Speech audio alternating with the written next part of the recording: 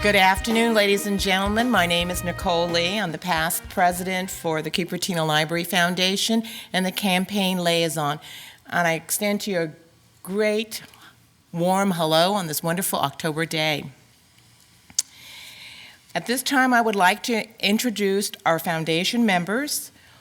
Over here to my right is Jack Hubby, who is our current president of the foundation. We have Barbara Rogers, who is a past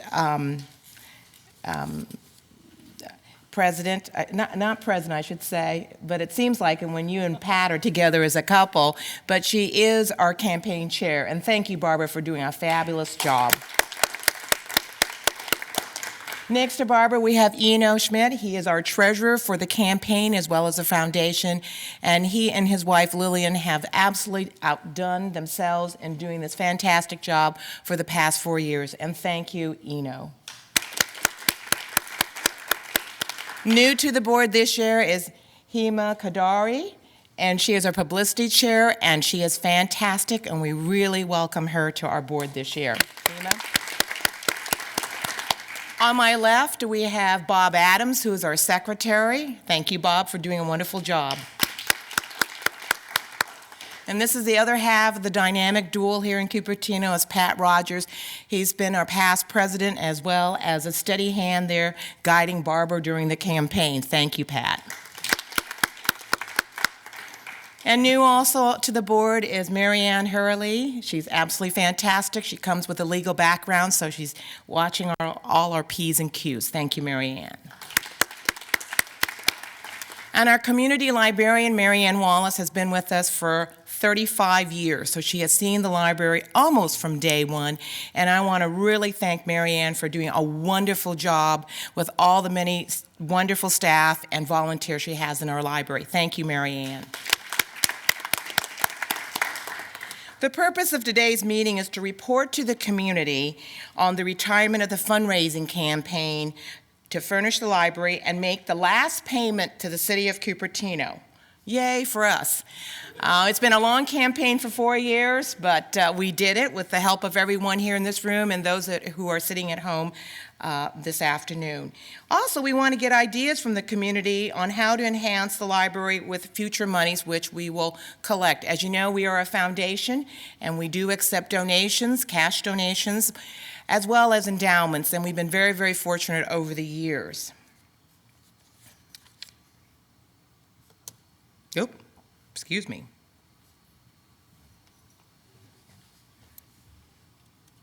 Thank you, Jack. As you'll notice, this is our agenda for today. We'll be showing a library film, and then we'll have a brainstorming for community input, and we'll have the presentation of the final check to the city.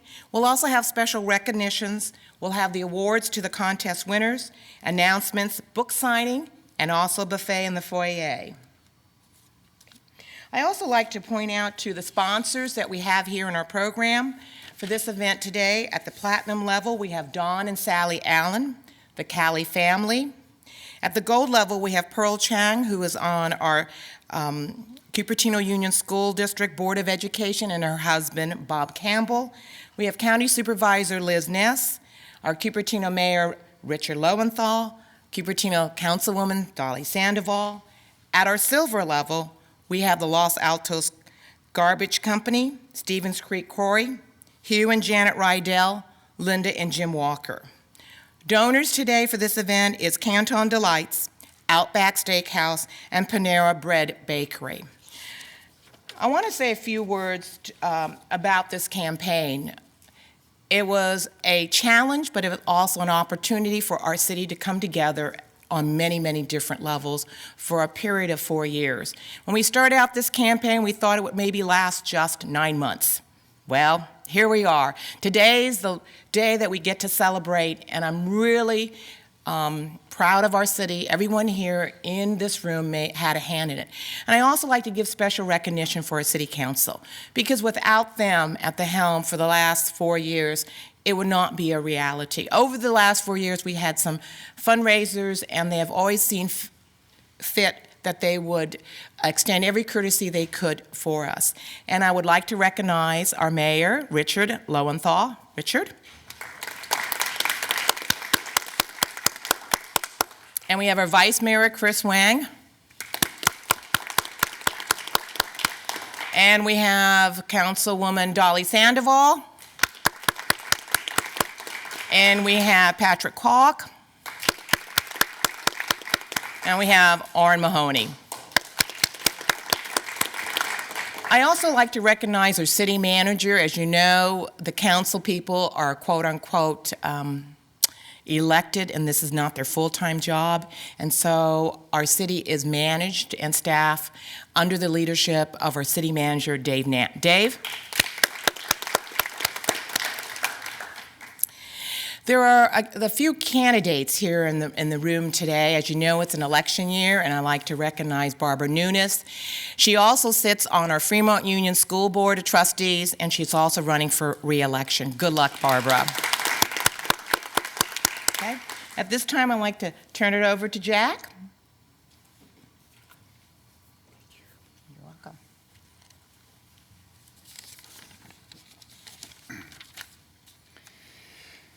I want to thank Nicole for a great job.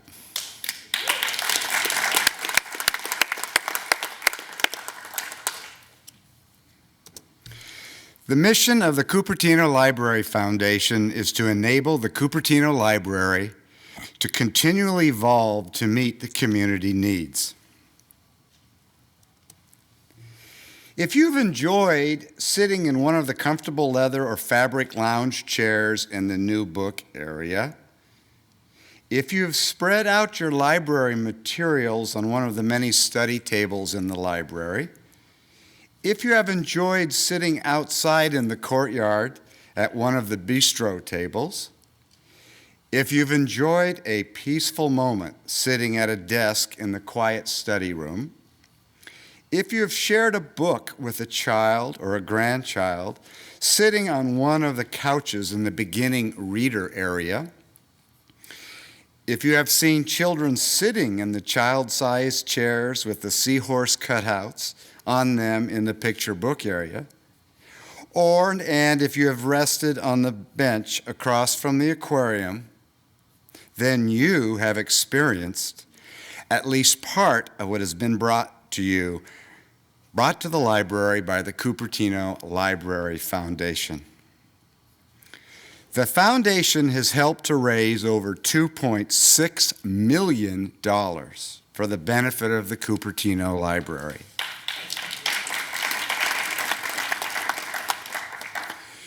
And most recently, the foundation has successfully concluded a 4-year effort to raise from the community the $1.2 million to help furnish the new library. 500 donors participated. Good afternoon. I'm Barbara Rogers. The Cupertino Library Foundation was not created just to raise funds to furnish the library.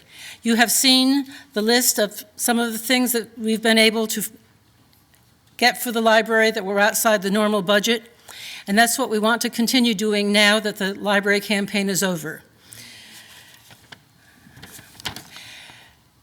We have sat in the past and just met as a foundation or board of directors, but we need community input to decide better what is really needed to make the library function for everybody, seniors, children, parents, students, whoever they may be. So you're here today in part to help us get that input, and we are depending on you to do that because we know your ideas will be wonderful and very helpful indeed. We will do this by brainstorming at the tables where you're sitting, and you all know what brainstorming is.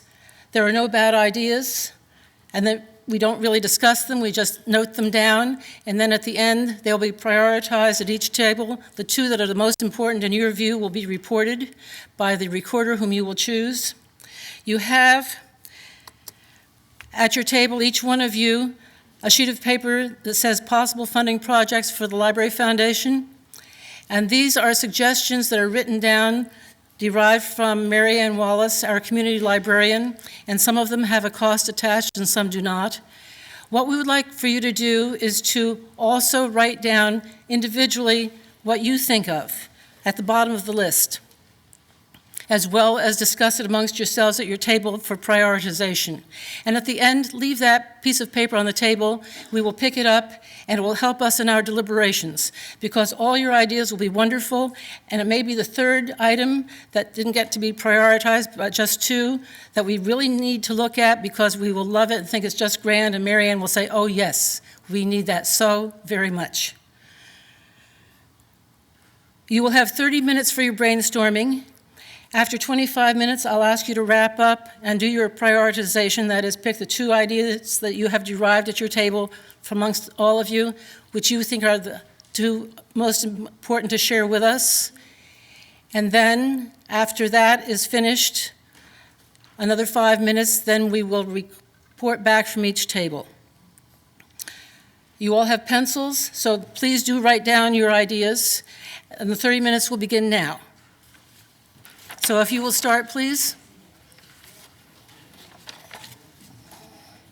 Have you decided how you're going to fundraise? Because that was what you were just talking about. Yes. And then is the item saleable to those people who are going to give, if it's individuals or corporate? I think that's something too. I mean, obviously Mary Ann feels like these are important, but does it sell out there to people that say, gee, we like our name on this, or is that important? I don't know. Yeah, it seems to me the question, though, in terms of goals like that, obviously if you're going to go out to fundraise, you have to have some purpose in mind that will make sense to the people you're talking to. Mm-hmm. But the question is, what are the goals here? I mean, this is these right here are a set of ideas that Mary Ann is she's interested in. But the question is, are there other goals that we should be looking at? I like the hours. I think the hours are the big, that's the big thing. Hours, We've got that beautiful building. We've got to keep it open. Barbie mentioned, we're supposed to go through all of our lists here and get two things, but other ideas will come forth. And if it's number 3, it's still okay, because all of these ideas are going to come forth at a meeting, and we're going to talk about these, and you never know where it's going to go. Absolutely. And I thought, like in alternative energy, it seems like everybody's into alternative energy now, so I thought maybe we could either buy a solar collector, solar panels for the roof would be a great project. Not really books exactly, but something, awesome learning experience. Or else have a collection of alternative energy books and become known as a source of knowledge about alternative energy. That'll give you an ongoing revenue source if you put in solar panels up there, and you've got the cornice that protects it, so it would be invisible unless you flew over the mountain. That's right. Maybe you could make a deal where you got the money saving from PG&E for a period of time, and it would fund back to the foundation. Well, that trade-off between capital and operating expenses, a lot of organizations have used, where they have the money for capital. But your idea of making it educational as well, where there'd be a display in there that would show at any time how much energy was flowing back, or something like that. Just make it known as a center for alternative energy. But I mean, that would be where people could actually see, instead of it just being there in real time, see how much energy is flowing back.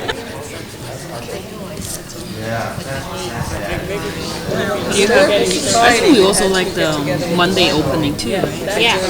You can write it down. It's open 7 days. You know what just came to mind? We primarily focused on English-speaking authors. We have not talked about Indian authors, Chinese authors. Right. So I think that should be put in, because that's a different crowd. Yep. I mean, And I think that gets a different crowd coming to your library, utilizing all the different services. Right. It just makes us more reflective of our community. We'd like to recommend that the library consider acquiring a service whereby community people can download the full text of books that are provided by a third party, and that it's done as a free service now in some libraries nationwide. And I recently saw over C-SPAN, a library got nationwide publicity for offering this, and it's going to create a ripple effect. So there's, and I think in this valley particularly, it would significantly increase the use of the library in the wired mode. This could certainly reach more than the people that can physically get to the library. Yes. Kind of a neat idea. I think it would be good to also to have in the foundation context this funded as an experiment to see what the demand would be. One of the things about adding extra hours is that if you're going to do that on a steady basis, you probably have to add some staff to it. So you've got to be sure you can pay for it over a long period of time. Yeah, I think that's the key issue. If we could figure a way to get some kind of partnership or something, or maybe just a larger fundraising campaign, but that's kind of hard to do. Have we all decided what are our 2 highest priority items? Anybody who needs more time? Then we will begin, I think, having the reports from each table. And what's going to happen is, after Table 1 reports and we get through all the rest of them, we will then meet as a foundation and go over all of these suggestions. And after we've made some decisions, and it may take more than one meeting, we will post them on the Library Foundation net so that you can go there and see what we've decided. You can also go there if you have more input and communicate with us that way. So let's go to the tables now. And who's reporting from Table 1, please? Would you wait until the staff person is ready, and do you have a mic? Okay, at table number 1, the number 1 item was Monday hours. Number 2 was Hold it. 1. Monday hours. 2. Number 2 was, I'll say it and then we'll paraphrase it, but food and beverage in a designated area of the library. In other words, open the window between the library and the coffee society. Apparently this has been tried in some other communities quite successfully.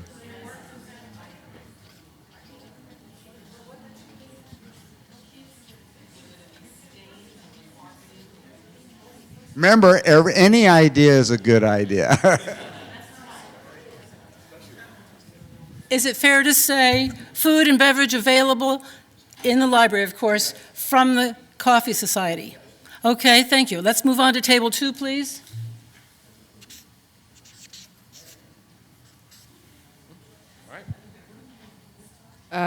We decided for our first priority was open 7 days a week, or if we can't open on Monday, open on more hours for Sunday. Okay, hold it, please. 7 days or more hours. 7 days or secondarily more hours, but you really prefer 7 days, right? Great. Yes. What's your second one? Our second idea was to raise the library's book budget, and that way we can enhance in each of the collections of certain subjects.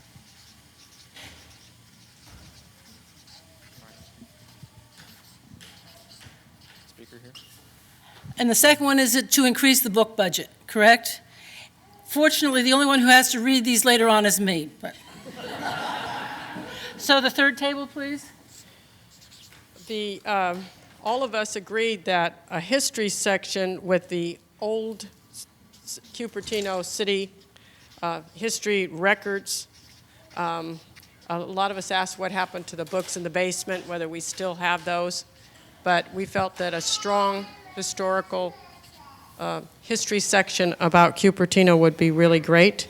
And is it fair to say history section with the records of the city included there? Yes. Okay. Yes. Okay. And your second? And then our second was a cultural section, understanding different cultures and diversity in our community. Those were our two, but we did have a third one, which was to display local arts, and I got to sneak that one in because he's from the arts community, and there should be, and that one would be a minimal cost. So if we could just have a section for that. And what would that be?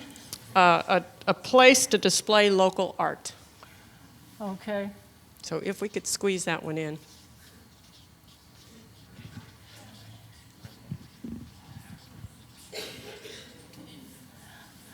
And let's see, we don't have 4, 5, 6. Table 7. Okay. Well, let me give you a phrase to write down first. So, free online book downloads. Say again. Free online book downloads. So basically, we wanted to propose that the library funds a service that provides free online book downloads from the library webpage. And this would be beneficial because it'd be available 24/7, and we think it would significantly increase the use of the library in a new dimension. And secondly, And that would be from the website? Yeah. Any website? The library website.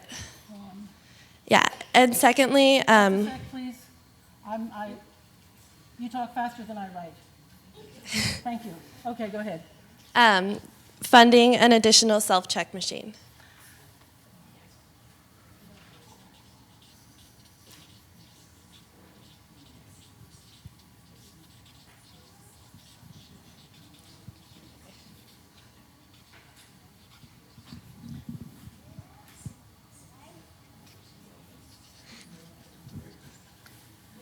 Great. And table 8?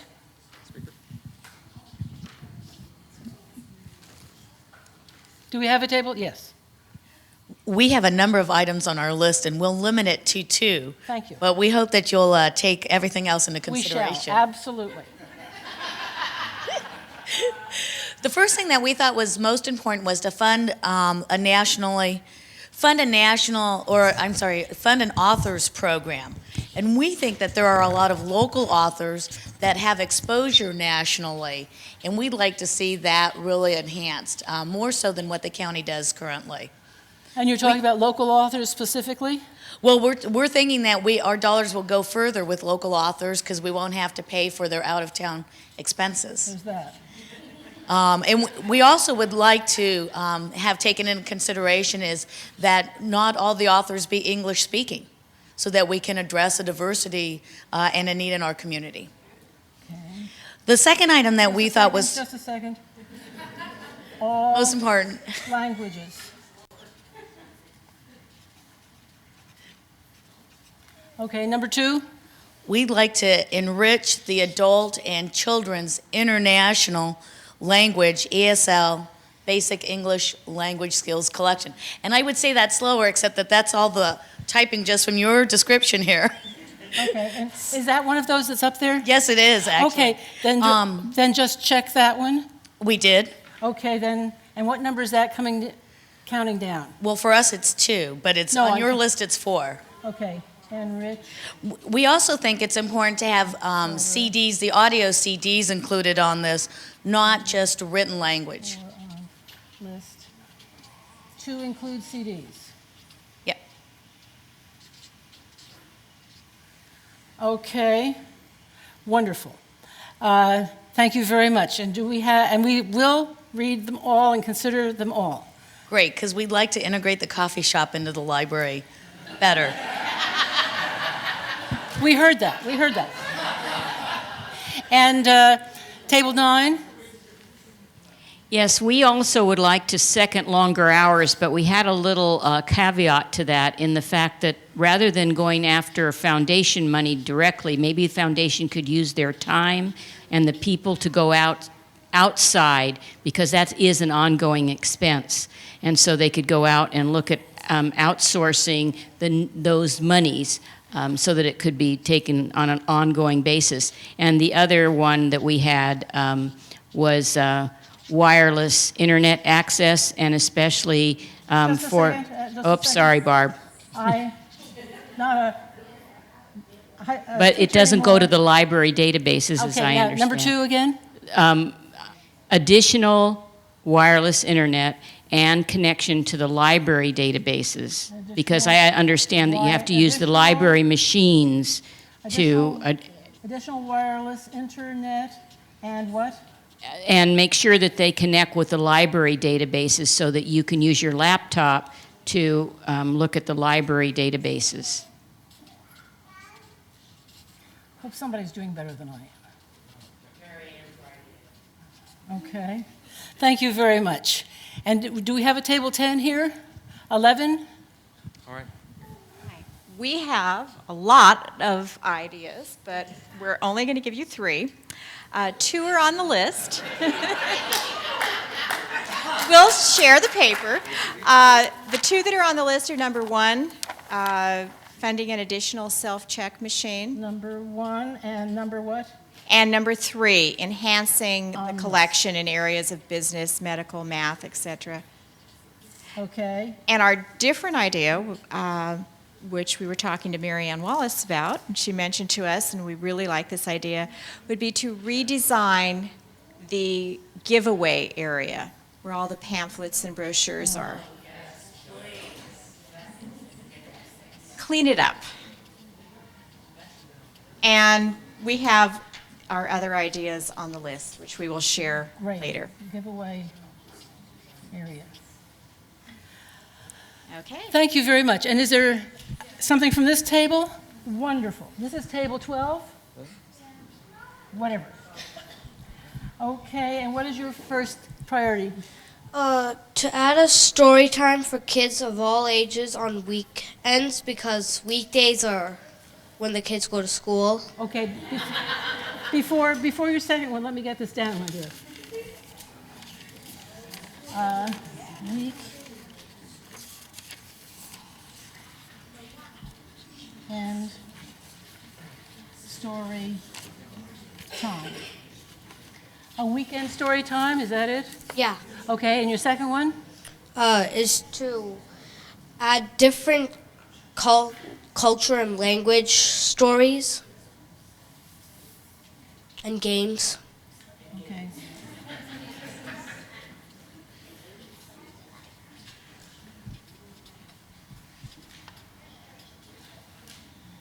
Stories and games. Different cultural stories and games? Yeah. Thank you. This is wonderful. This is wonderful. I knew we would get some great ideas. Let me just run through these. Monday hours, food and beverage available in the library from the Coffee Society. Open for 7 days, or if that can't be done, at least more hours. Increase the book budget.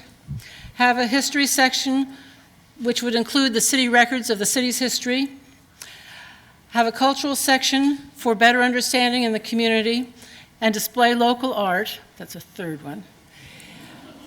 Free online book downloads from the library website, and another soft self-check machine.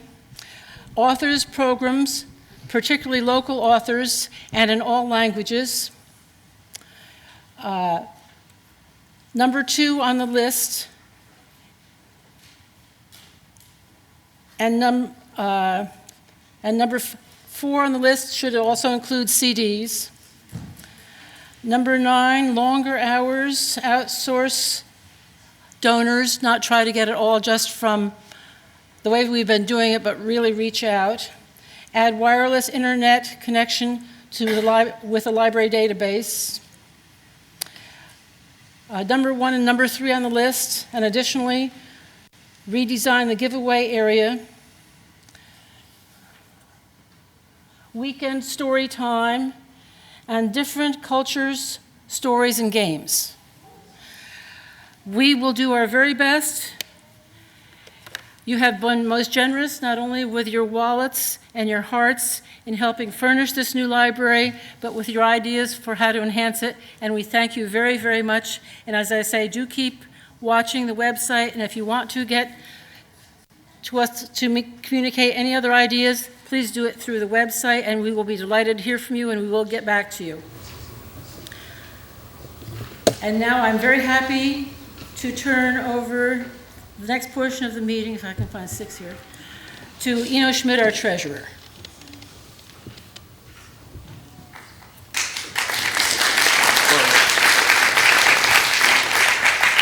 Thanks, Barbara. We come now to an important point for the Library Foundation, the retirement of the fundraising campaign in which we funded the new library which has been open for the last 2 years. Thank you. It'll be my great pleasure after a few special acknowledgments to hand over to the mayor the last check of this 4-year campaign in which we've all worked so hard and so successfully. In addition to all the individuals and corporate donors, community organizations, and service clubs, all of whom are listed in your program, and the city and city staff as well, we'd like particularly to acknowledge the following groups. And please stand if you're here as you're recognized. Thank you. The California Cricket Academy, please. The Diana Chen Memorial from her friends and neighbors, including TiVo, where her father works. The Cub Scout Pack 453, which was a very early contributor. The Monte Vista High School Future Business Leaders of America who needed business experience in a fundraising project, and some of them are here today as volunteers. GSA CC Troop 43, and the Garden Gate Elementary School, whose students put on a fair to raise money just to help furnish the library. Indians for Community Action, where 3 women went door to door collecting money to help furnish the library. And 2 special ladies, finally, whose assistance was critical. Jean Gallup as the signage recognition facilitator. And Lillian Schmidt as finance assistant. Without your contributions and help and contributions of all of you, this fundraising effort could not have been successful. Thank you again for opening your hearts and your wallets to help furnish our library. Now, Mayor Lowenthal, if you would please join me. Sure will. Always happy to take a check. I think you're going to be on this side. This is a great occasion for the Library Foundation. We really appreciate you being here today, as well as your support over the last 4 years. And it's my great pleasure to be able to hand the last check of this 4-year campaign to furnish our city library.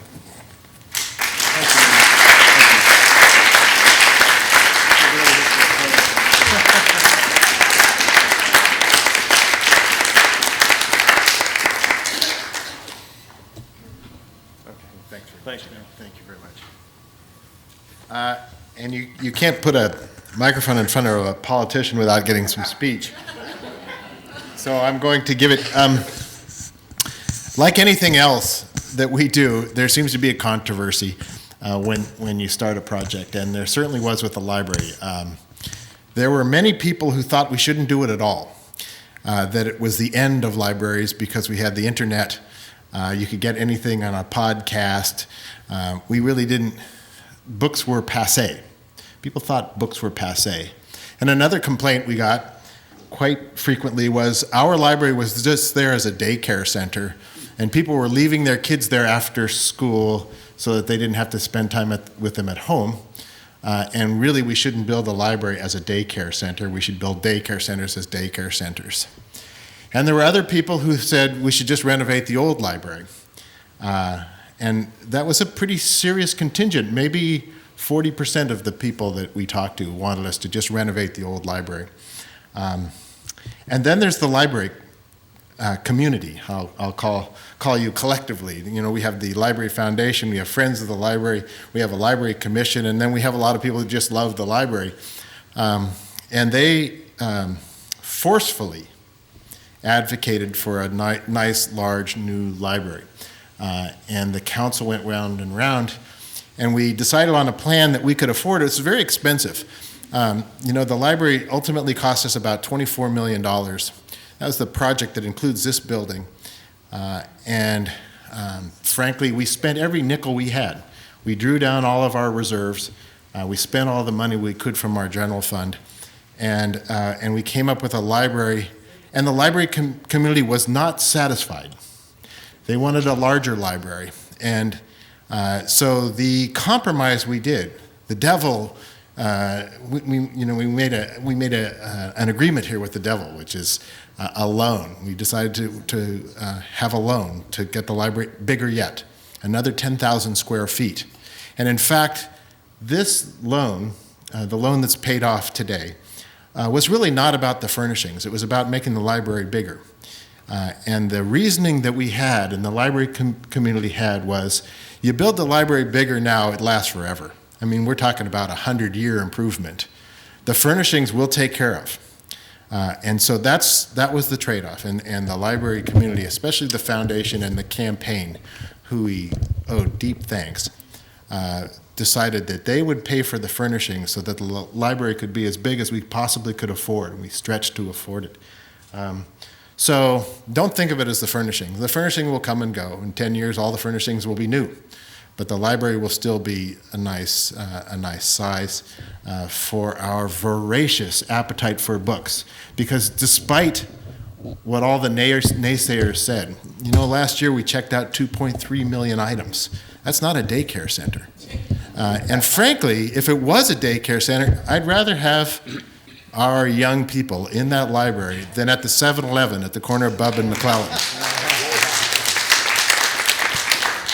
So thank you for making this library possible. And I want to thank you also from the library system, the county library system. I've been on the board of the library county system for the last 7 years. I'm a former chair of that. And we always use the Cupertino Library as an example of a great library. Great patrons, great support, great building, spectacular staff. The Cupertino Library is held up as the example of the way to do it and the support that you can get from your community. And we're proud of that. And some things like these self-checkout machines, again, were controversial. You know, there were people that were very worried that they were just taking the jobs of people that would be doing the checkout. There were people that were very worried that without that touch of the librarian or frankly, the checkout clerk saying, oh, that's a fine book, I read that once too, that we were really taking character out of the library. But in fact, people like the checkout system, and in fact, it has saved us a lot of money that we can reinvest into other parts of the library, into collection, and to more expertise in the library and fewer clerks. So that's a good decision too. And if that's what you decide to support next, I'm with you all the way.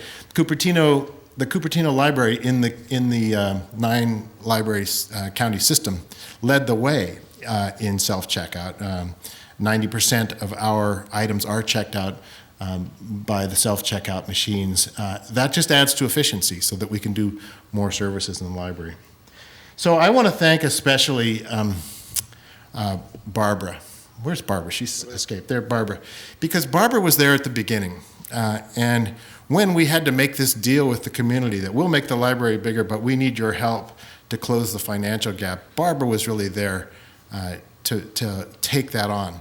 And it became a very painful exercise. Like I said, there's politics in all of this. And the politicians came into the middle of this campaign and really fouled it up. You know, we had an offer that ultimately turned into that wonderful aquarium. But in the meantime, the politicians messed it all up. And in fact, Barbara got us through all of that. And Nicol Lea and Jack and Eno came in and rescued us. And this thing would not have happened if you hadn't stepped up and rescued us, and your team. I know there are other team members, but you really stood tall. And these fundraisers that you ran with incredible innovation. You know, how many different fundraisers did you have? I went to a few. I remember going to one dressed in drag. People will remember that one. But it was just great to see the community step up. And the politicians kept trying to mess it up, but you kept going and you fought the way through it. And we are so lucky to have you and all the work you did. So I want to congratulate every member of the committee and the foundation for helping us through this matter. And maybe a round of applause for all of you.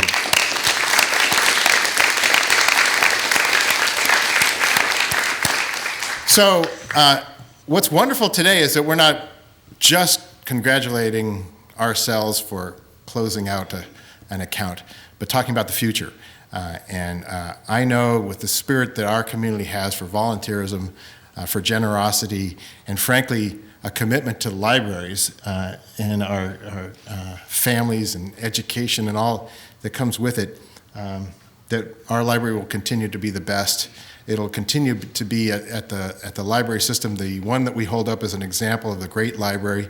And as our city decided to make this the center point of our town, you know, we did the plaza, we did this, all connected to the library project because we think of the library as the center of Cupertino. That's the way, that's the tradition that you're upholding as you continue your work here today and continue your commitment to libraries So thank you very much. We really deeply appreciate it.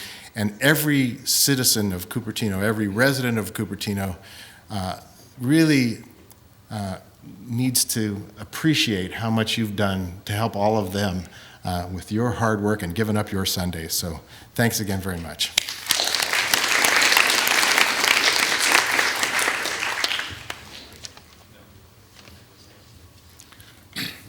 Thank you, Richard. In September, we held a Know Your Library contest for ages 5 through 17. I'm happy to announce our winners in 3 age categories. As I announce your name, please come forward, and if the parents would like to take a picture, please feel free to do that as well. In the 5 to 8-year-old category, the winner was Rebecca Nissen. Is Rebecca here? Okay. Let's clap for Rebecca. Yes, absolutely. Thank you, Richard. In our 9 to 12-year-old category, the winner was Brandon Shee. Brandon?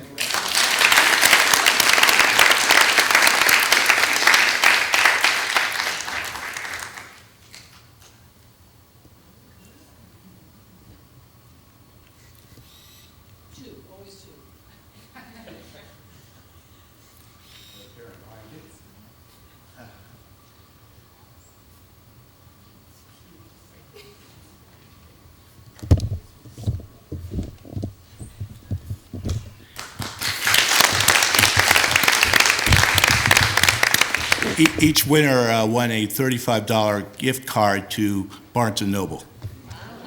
All right, very good. And the 13 to 17-year-old winner was Amruta Patel. Is she here today? All right, thank you.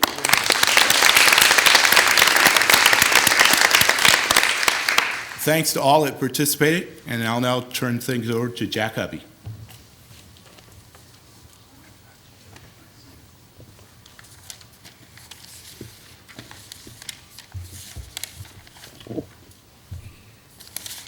Well, I want to thank you all for your support and your time. I hope it was worthwhile. I certainly walked around and looked at the dialogue going on the tables, and it was exactly what we wanted. Community involvement, ideas passing back and forth. So I thank you very much.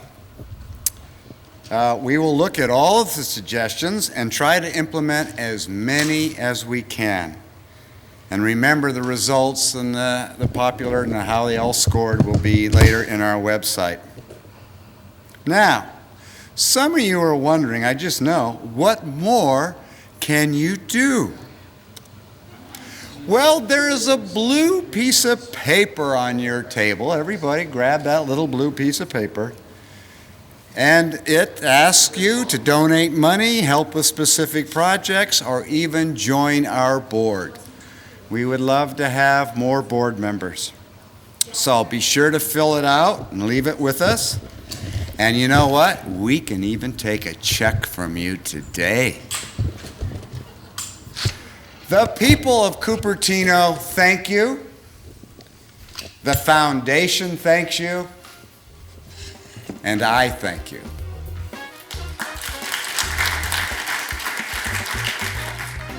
For more information about the Cupertino Library Foundation, or to find out how you can help the Foundation's efforts to enhance library facilities and services, contact the Cupertino Library Foundation board members by visiting their website at cupertinolibrary.org or by calling 446-1677, extension 3300.